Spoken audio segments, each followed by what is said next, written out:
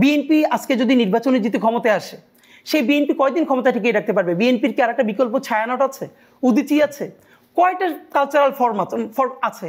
অথচ সংস্কৃতি হলো এমন জিনিস যেটা রাজনীতিকে নির্মাণ করে দেয়। মজার ব্যাপার কি জানেন, কলকাতার বিকল্প এখানে যে ন্যারেটিভ দেয় সেও আর একটা কলকাতা, কলকাতার বাইরে এখানে কেউ। আপনাদের সাথে কোন রাজনৈতিক দলের সাংস্কৃতিক ন্যারেটিভ মিলে বলে মনে করেন? একটা দলের সাথেও মিলে না। এই জন্য আমি গতকালকে একটা পোস্ট দিয়েছি যে আমাদের হলো অবস্থানটা এমন যে আমাদেরকে কেউ পুরোপুরি ওন করতে পারে না। গতকাল একটা রাতে পোস্ট দিয়েছি, যখন সেইটা কোনো একটা দলের পক্ষে গেছে হাজার হাজার শেয়ার দিয়েছে।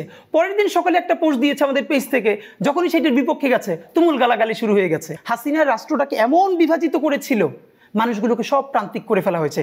ডান আরো ডানপন্থী, বাম আরো বামপন্থী, মধ্যম পন্থা বলে কোনো লোক নাই। তো যেহেতু এটা তো এনসিপির কথা, মধ্যম পন্থা না, মধ্যম পন্থার রাজনীতিটা বাংলাদেশে শুরু করেছেন সুন্দর করে শহীদ প্রেসিডেন্ট জিয়াউর রহমান। ওয়ালটন এখন দেশের সীমানা পেরিয়ে পৌঁছে গিয়েছে 50টিরও বেশি দেশে। ওয়ালটন, ঘরে ঘরে বিশ্বজুড়ে। এবং তার মধ্যে কোনো ইনফিরিয়রিটি কমপ্লেক্স ছিল না। তিনি বাঙালি মুসলমানের সন্তান, এই দাবিকে সাথে রেখেই তারপরে তিনি মধ্যম পন্থায় ছিলেন।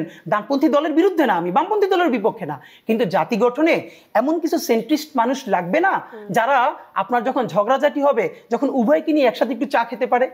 আমরা সবাইকে এরকম হারাই ফেলবো, সবাইকে একটা বলাই নিয়ে যাব, আমরা ওই লড়াইটা করছি। সহযোদ্ধা এনসিপি যারা রাজনৈতিক দল শুরু করেছেন, তাদের নিয়ে আপনার অবজারভেশন কি, কেমন করছে তারা? তাদের যেটা একটা ব্যাপার সেটা হলো, এখানে কেউ আগে মূলধারার পলিটিক্স করে নাই, স্টুডেন্ট লাইফে অ্যাক্টিভিজম করেছে। তো অ্যাক্টিভিজম আর মূলধারার পলিটিক্স নিশ্চয়ই দুটো ভিন্ন জিনিস।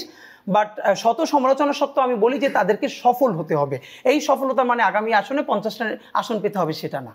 সফলতা মানে হলো আগামী 50 বছরের রাজনীতি তারা করবে, এই ভিশন নিয়ে তাদেরকে টিকে থাকতে হবে, অনেস্টির সাথে, ইনসাফের সাথে।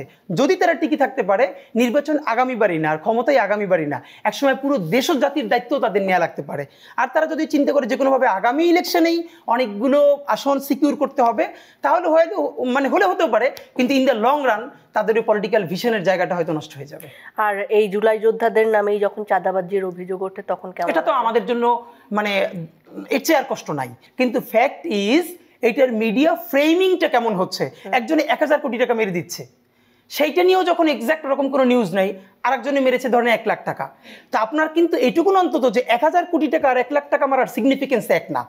তো এই জায়গাটাও আমাদেরকে অ্যাড্রেস করতে হবে। এর মানে আবার এই বলি নাই যে তারা টুকটাক চাঁদাবাজি করতে পারবে না, চাঁদাবাজি কেউ করতে পারবে না, কিন্তু এটুকুন ইনসাফ আমরা জানি করি, যে যতটুকুন করে তাকে যেন ততটুকুনি ধরি।